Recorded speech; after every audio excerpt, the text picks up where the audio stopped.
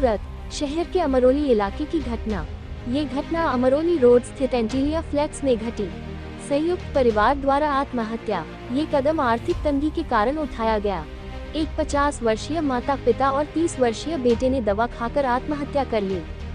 घटना की जानकारी मिलने पर उन्हें अस्पताल ले जाया गया, जहां तीनों को मृत घोषित कर दिया गया। अमरोली पुलिस ने आगे की जांच शुरू कर दी है। घर में एक सुसाइड नोट मिला। बेटा पिछले लोन पर काम कर रहा था और कर्ज में डूबा हुआ था। लेनदार उसे परेशान कर रहे थे, इसलिए उसने आत्महत्या कर ली। एक भरत भाई दिनेश भाई सिसंदिया पिता, 2 हर्ष भरत भाई सिसंदिया पुत्र, 3 वनिताबेन भरत भाई सासंदिया माता। ताज़ा खबर देखने के लिए देखते स्टार न्यूज नेटवर्क। जय हिंद।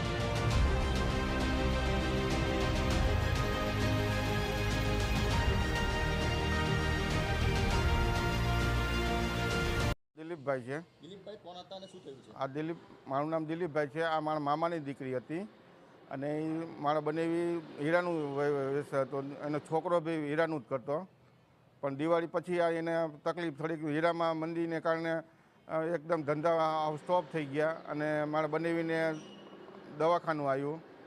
એમાં લોનના હપ્તા ભરાણા નહીં કાંઈ, 4-5 હપ્તા માથે ચડી ગયા હતા। શું કામ કરતા હતા? હીરાનું જ કામ કરતા હતા, 2 જણ।